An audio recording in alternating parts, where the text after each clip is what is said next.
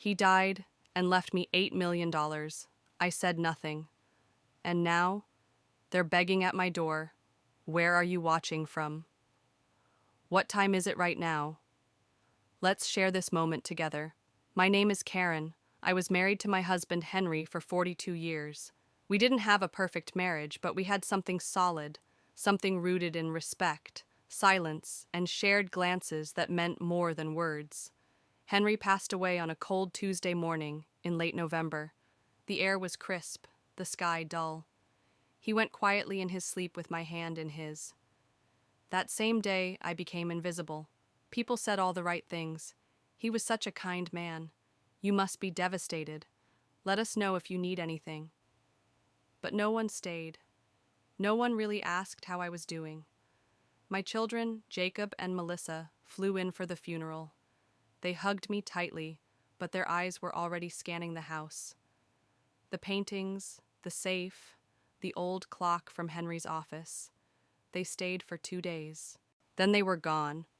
I cleaned out his closet alone, donated his coats, folded his favorite sweaters into a box I couldn't bear to look at. I sat at the edge of our bed each night, staring at the indentation he used to leave behind. 2 weeks later, a letter came from Henry's attorney. Henry, a quiet man who rarely made grand gestures, had left me a portfolio worth $8.2 million. Stocks, properties, bonds, investments in small tech companies I'd never heard of. Every single asset was in my name. He had planned for everything. But I didn't tell anyone. Not my children, not my sister, not the neighbors.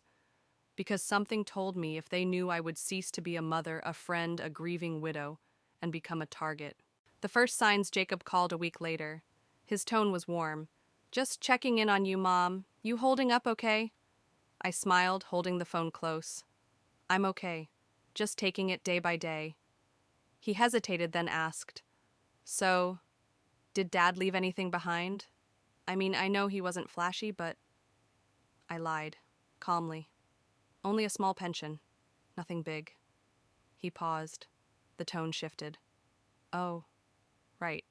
Yeah. Just curious." Melissa was more subtle. She came over the following week with her 2 kids in tow, asking if I needed help sorting things. She kept peeking into drawers, fiddling with locked cabinets, asking if I had considered downsizing. I thanked her, made tea, and smiled, but I said nothing. I began to fall into a rhythm. I woke at 6 a.m., walked to the bakery, read in the sunroom, watered the plants Henry loved. I ate dinner alone, always at the same spot with the TV humming in the background. I answered their calls, accepted their visits, and endured their polite impatience when I didn't offer anything. I gave them nothing, not money, not explanations, not control. And slowly the visits became less frequent, the calls shorter. But the remarks, they started creeping in.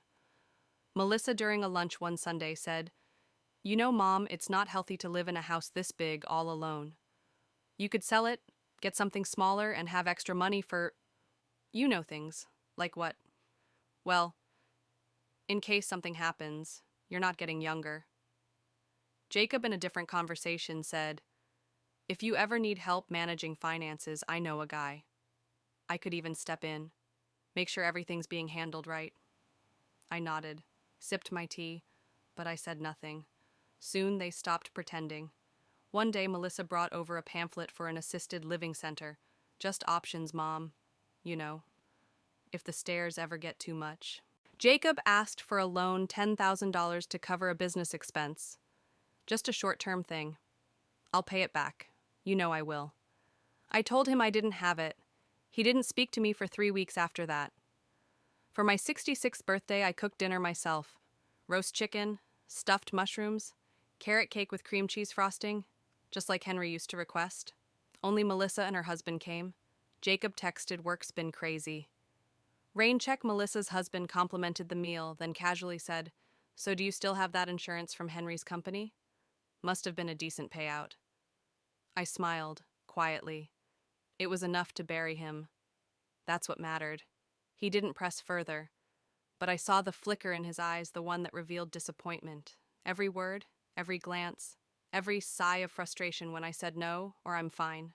I kept a leather journal beside my bed and recorded it all. March 12th. Melissa brought another real estate flyer. March 16th. Jacob asked again about life insurance. Sounded annoyed when I said no. March 20th.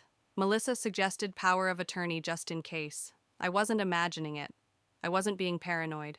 I was witnessing the slow dismantling of my identity mother-wife person, reduced to what they thought I could offer financially. I let them talk. I let them assume.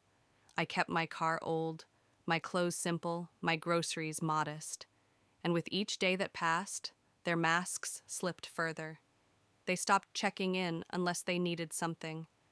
They stopped visiting unless they thought I might give in. But I never did. Because I knew one day the begging would come, and I wanted to be ready. I endured every sigh, every offhand comment, every moment they made me feel like an afterthought. I didn't fight back. Not yet. I was waiting. Not for revenge, but for clarity.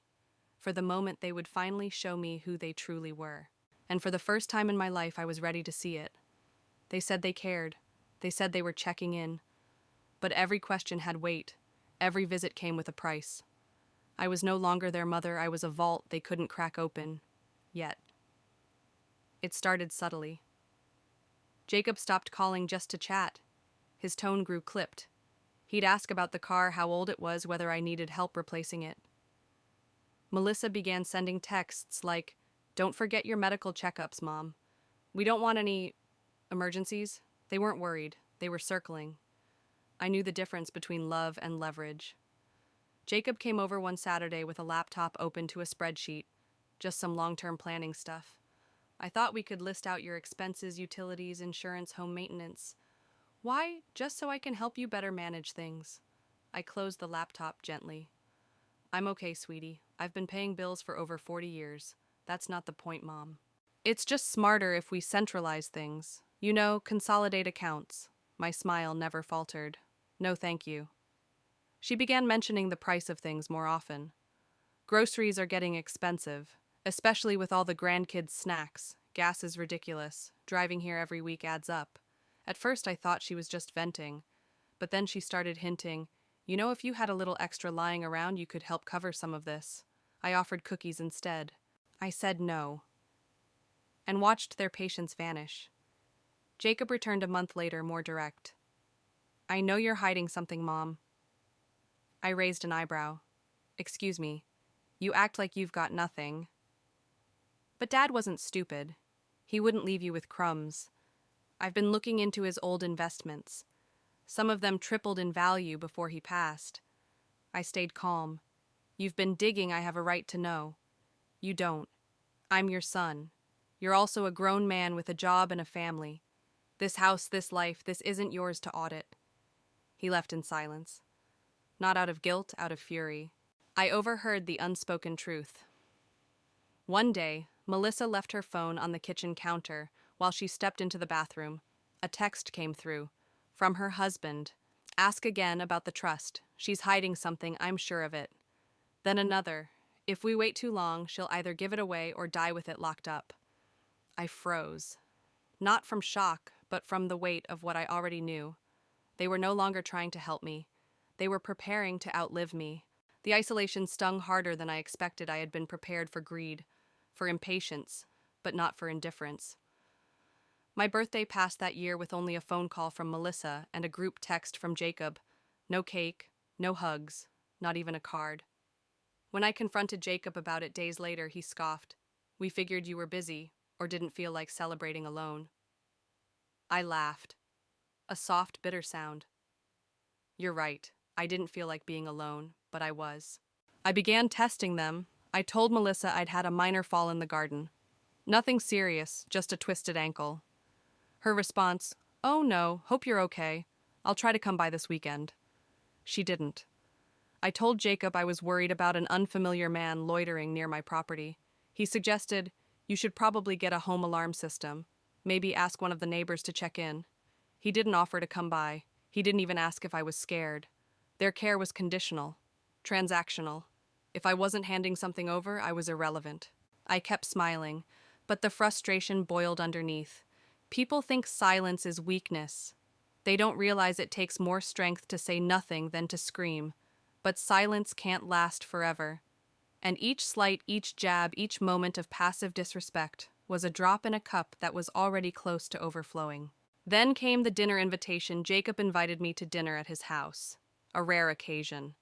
When I arrived, I brought a homemade pie and wore the pearl necklace Henry had given me on our 30th anniversary. They barely noticed. Instead, dinner was filled with questions, strangely rehearsed ones. So, Mom, have you ever thought about getting a financial advisor? Do you have a will written yet? You know, just in case? You still driving that old car? It's kind of risky, don't you think? Finally, Melissa said it. Mom, we're just trying to help. But it's hard when you keep acting like you don't trust us. I looked at her, at Jacob, and I answered with the only truth I could offer. You're right. I don't. The room fell silent. It was the first time I'd said anything real in months. And from the look on their faces, they knew I meant every word. I went home, and for the first time I didn't cry. I brewed a cup of chamomile tea, sat by the fireplace, and wrote in my journal, "Today I told the truth," and it felt like breathing fresh air after years of smoke. The frustration hadn't disappeared, but now it had a direction. I wasn't just tired. I was angry, not because they wanted money, but because they stopped seeing me as a person the moment they thought I might be useful. Every polite smile, every fake concern, every hint of manipulation, they were showing their hands, and I was done pretending I didn't see it. Soon they'd know just how much I saw. The mask had slipped. Their kindness turned into control, their concern into coercion. But what stung the most wasn't what they wanted from me, it was realizing how little I mattered without a dollar sign attached to my name. Bitterness settles in silence. There's a moment after you realize someone doesn't truly love you, a kind of cold clarity. It doesn't arrive with shouting or slammed doors. It comes softly like frost over glass. Suddenly, every smile they gave you feels suspicious. Every hug becomes a performance. I sat on my porch one evening staring out at the street I'd lived on for 38 years. The neighbors waved, children biked past, life carried on, but something inside me had soured. Melissa's new approach, guilt. She came by one morning unannounced, a container of soup in hand and a bright, too wide smile. "Thought you could use something warm. Been chilly lately, right?" I thanked her. She sat down, looked around, and sighed. "You know, I worry about you, alone in this big house. I'm doing all right. I know. But what if something happens? What if you fall and no one's here? Or worse?" She trailed off, letting the fear hang in the air. Then came the real motive. "You should move in with us. Or, if you're more comfortable, sign over power of attorney. Just in case, you never know what tomorrow holds." I stared at the soup. It was lukewarm. I stopped pretending. That night, I took Henry's old leather-bound notebook and began writing letters not to send, but to say the things I never had the courage to say aloud.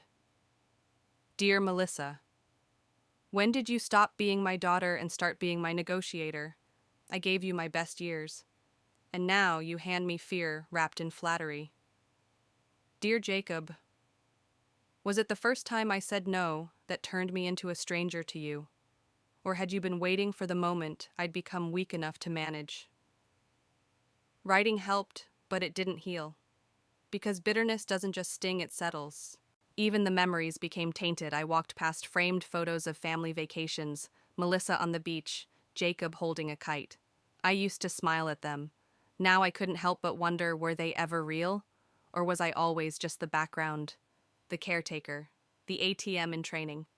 Bitterness makes you question not just the present, but the past. And it robs every moment of the warmth you once felt. The final straw. The family meeting, Jacob and Melissa invited me over for dinner again, this time with their spouses. I suspected something was coming. Still I went, because I wanted to hear it from their own mouths. Dinner was awkwardly formal, stiff smiles, forced laughter, too many glances exchanged. Then, as dessert was being served, Jacob cleared his throat. "Mom, we've been talking and we think it's time to put things in order. For your sake and ours." Melissa nodded eagerly. It's not about control. It's about responsibility. You're not getting younger. We just want to protect your future. I put my fork down. And by protect, you mean manage my accounts, my home, my decisions. Jacob winced. That's not fair. What isn't fair? I interrupted is that you both act like I'm halfway in the grave just because I won't hand you the keys. The table went silent. I smoothed my blouse, and left the dessert untouched. They stopped coming after that. No more surprise visits. No calls for over a week. No texts asking how I was. At first it felt like relief. Then the silence grew heavy. I stared at my phone some mornings wondering would they reach out if they thought I was dying, or only if they thought I'd written a will. Bitterness asks those questions. It feeds off the answers you're afraid to hear. An unexpected friendship. During one of my walks, I met Carla, a widow my age who'd just moved in 3 blocks down. She had eyes like mine, not sad, just tired. We talked on a park bench for 2 hours the first day, then met again the next. I told her a little about Henry, a little about my children. She didn't give advice. She just nodded. Then she said, "You're not crazy. They just stopped seeing you as a human." That'll do it. I almost cried.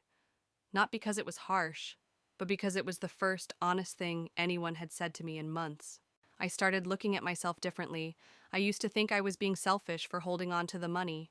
But now I knew better. What kind of mother gives everything to children who only show up when they think there's something to gain? I wasn't being selfish. I was being safe. And for the first time, I didn't feel guilty about that. I made changes. I hired a lawyer. Quietly, privately. We rewrote my will, removed Jacob, removed Melissa, set up scholarships in Henry's name, allocated funds for charities that actually helped people. Then I had a copy of the new will placed in a fireproof safe and another held by my attorney with specific instructions not to notify anyone until I passed. It wasn't revenge. It was liberation. They found out, of course, not from me, but from the silence. One day Jacob called, "Haven't heard from you. Everything okay?" I said yes. Told him I was just taking some time for myself. His voice shifted. "You've been acting distant. Melissa said you've been avoiding her. Maybe I'm just learning who deserves my time." He didn't reply. 2 days later, Melissa sent a long message about how she felt punished and abandoned. "You raised us to be honest, kind people. Why do you think so little of us now?" I didn't reply, because the answer was simple. They weren't the people I raised anymore. Bitterness is sharp, but it can also be honest. It made me see what I didn't want to admit. That love can fade. That family can fail you. That silence can be both shield and prison. But bitterness also fueled a fire in me, a quiet decision. If they were going to treat me like I was disposable, then they wouldn't get to benefit from the legacy I built. I didn't fight. I didn't argue. I just watched, because people always tell on themselves when they think no one is watching. I faded into the background, on purpose.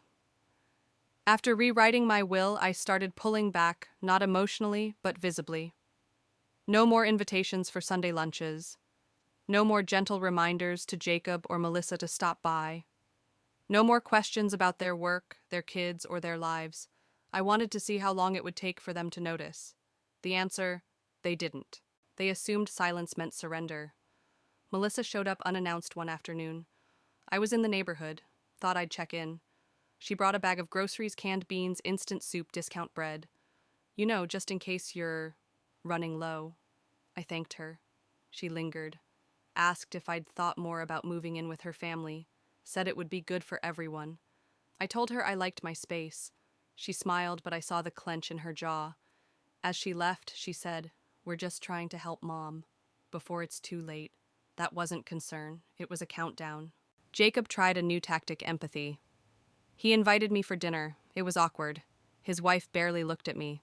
Halfway through the meal, Jacob leaned in and said, "I know we've had tension lately. I just want you to know whatever Dad left you, it's yours. We're not trying to take anything from you." I looked up. That's kind of you. But he added quickly, if you ever wanted to build a trust or plan for the grandkids' futures, I'd be happy to manage it. Just give us a little guidance. I smiled. I had never taught him the difference between a boundary and an opening. He was about to learn. I started documenting everything: dates, conversations, texts, voicemails. I kept copies of Melissa's subtle threats. We wouldn't want something to happen while you're all alone. And Jacob's veiled suggestions. Have you thought about how complicated probate court can get? I wasn't scared. I was collecting. Because when people try to manipulate you, they forget that silence records everything. I installed cameras, discreet ones, in the living room, in the office, near the safe.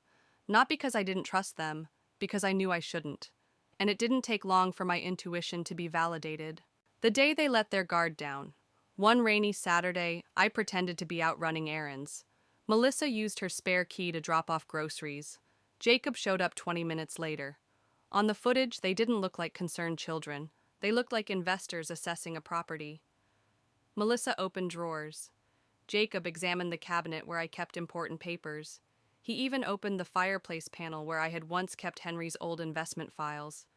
It's got to be here somewhere, Jacob whispered. Melissa replied, or she's playing dumb. Old people like to test you. Old people. Like I was some fragile, forgetful shell. I watched the footage 3 times, not because I didn't believe it, but because I needed to make sure I wasn't just imagining how cruel their words really were. I updated the will. Again, I called my lawyer and added a new clause. In the event that any family member contests this will, their share, if any, is immediately revoked.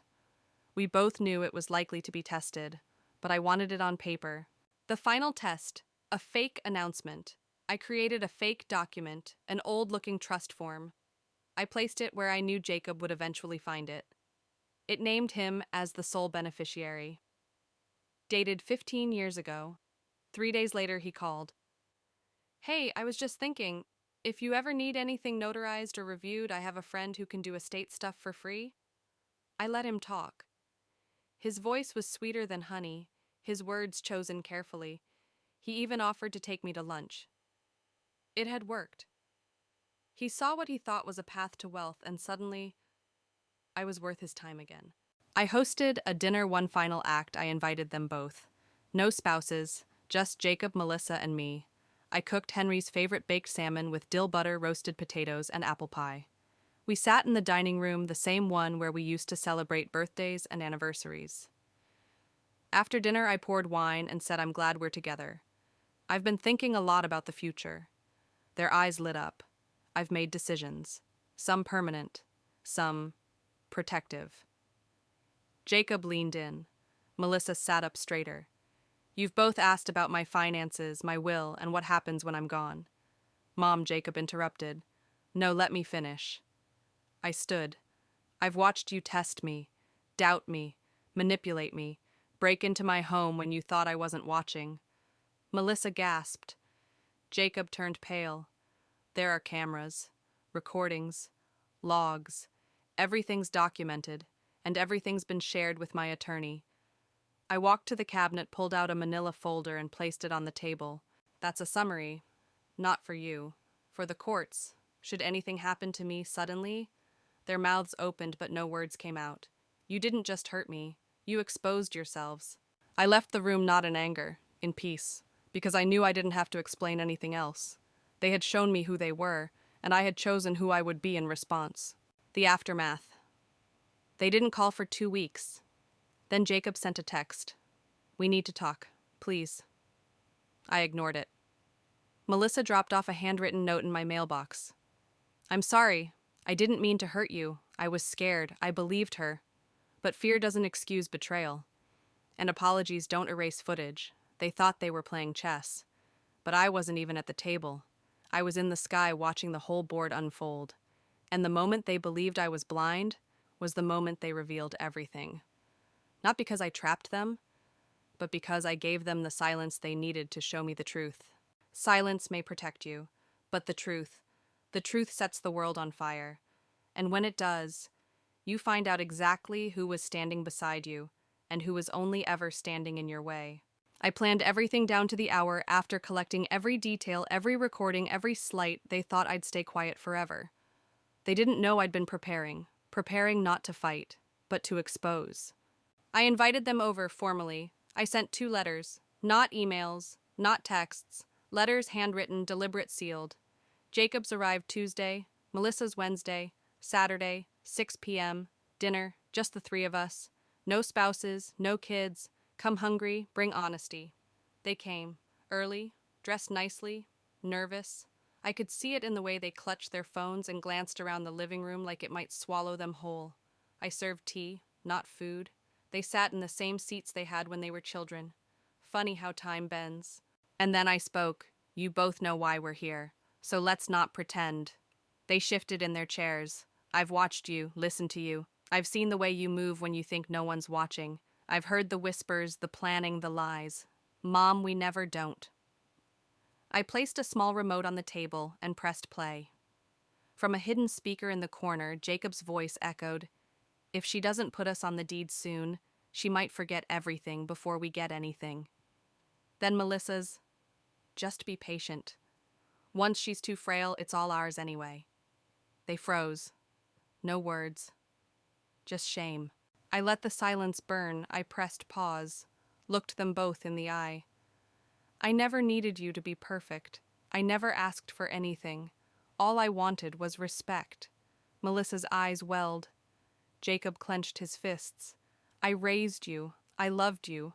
I kept your secrets, forgave your mistakes, and you repaid me by circling like vultures. Then I dropped the truth. You want to know how much Dad left me? They blinked. $8.2 million. All legally mine, all quietly protected. I kept it from you because I wanted to see what kind of people you'd be without it. And now I know, Melissa whispered. We didn't mean to. Yes, you did. It wasn't about money. Yes, it was. Jacob stood up. So what now? You cut us off. Leave it all to strangers. No, I said. I'm leaving it to people who earned it. I handed them the folders, 2 thick envelopes, each labeled in gold ink. Read this when you're ready to be honest. Inside was a summary of my estate plan. Not the will, but enough to make them understand. They each were left with nothing. Instead, the money was allocated to a scholarship fund for single mothers, a community library restoration, end-of-life care facilities, my late husband's favorite veterans foundation, a trust for Carla's disabled grandson, an anonymous fund for domestic abuse survivors, and a portion was allocated to Anita, my grocery delivery girl, who once waited with me for an ambulance when I fell down the porch steps and stayed until 2 a.m. holding my hand. They didn't speak, so I did. This was never about punishing you. I'm not trying to hurt you, but I won't reward betrayal. And when people show you they don't value your presence, only your absence, and what comes after, you don't argue with them, you let them go. Jacob opened his mouth, but I raised my hand. I'm done talking, and I meant it. The begging began. Not that night, not the next day, but within a week the calls came. Melissa. Please, Mom. I was scared. I didn't know how to ask for help. I messed up. Jacob. We were wrong. I get it now. Just don't cut us out forever. Please.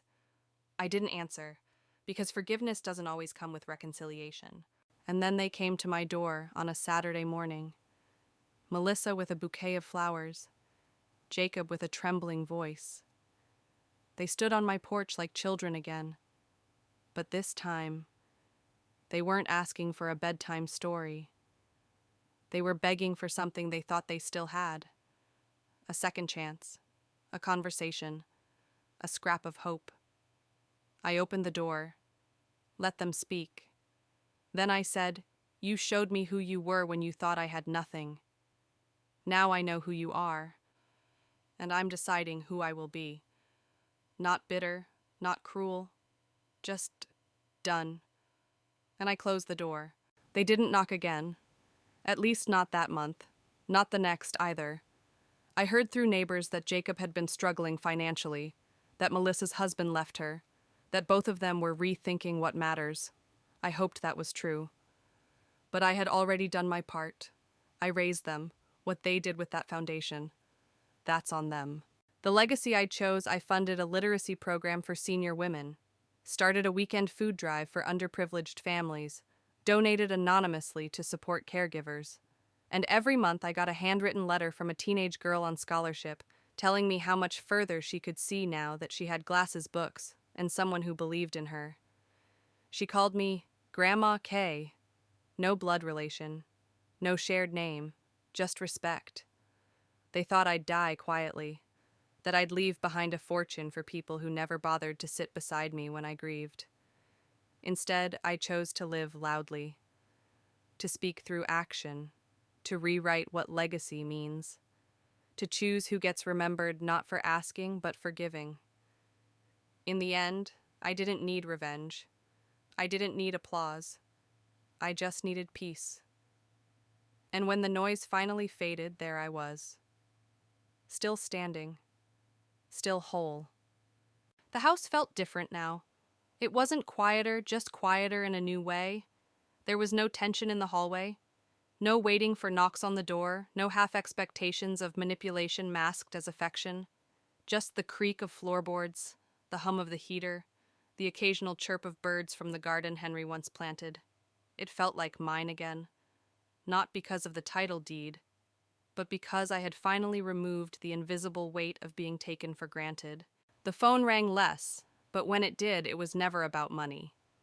It was Carla asking if I wanted to walk to the bakery, Anita dropping off groceries and staying for tea, the community center calling to invite me to a local reading program. Even my lawyer occasionally sent a postcard from whatever country he was hiking in that month. These were simple, unprofitable relationships, and they were genuine. I didn't miss the others, not really. But some days, I missed who I thought they used to be. Letters came. Melissa sent a letter every 2 weeks for 4 months, each one more humble than the last. I know I don't deserve anything. I just want you to know I'm sorry. I thought I was protecting the family. I see now I was protecting my fears. If we can never be close again, that's my burden. But I'll carry it if it means you get to live free. Jacob only sent one, but it was longer. I was raised better. You showed me loyalty and patience and dignity. And I turned around and tried to commodify you like you were a stock portfolio. I will never forgive myself for that. But if there's ever a crack left in your heart where I could re-enter not as an heir but as a son, I'd be grateful. I didn't respond, but I saved both letters, because maybe someday I would forgive them.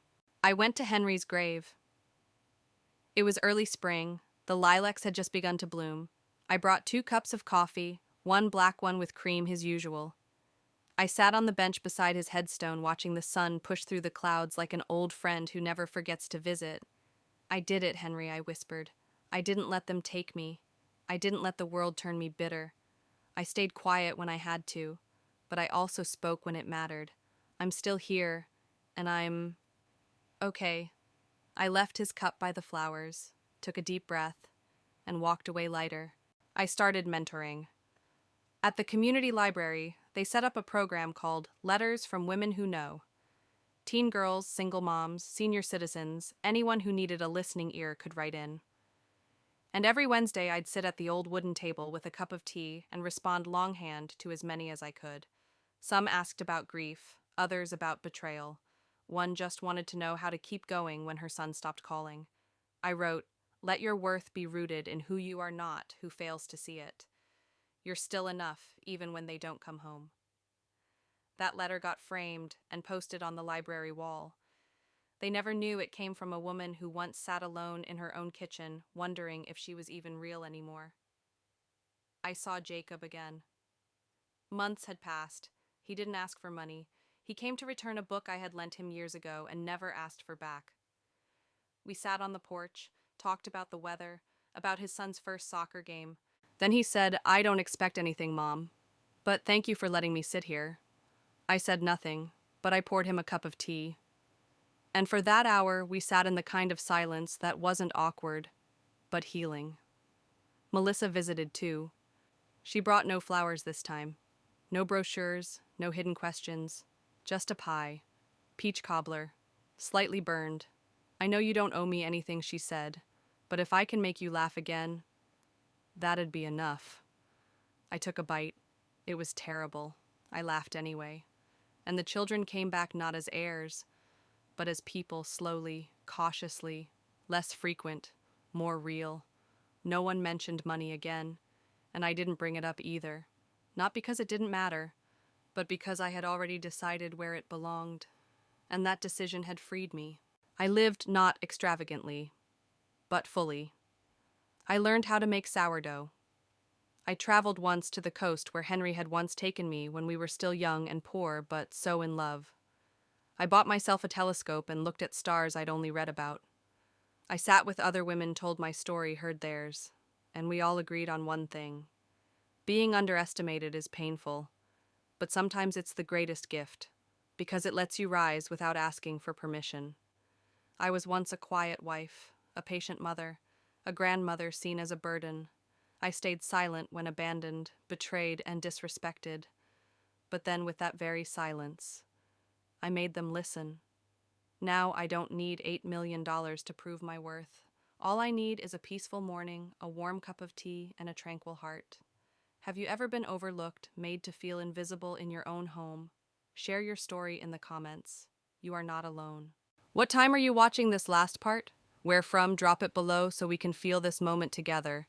And if you stayed through all 6 parts, thank you for listening, for feeling, for remembering that behind every quiet face is a voice worth hearing.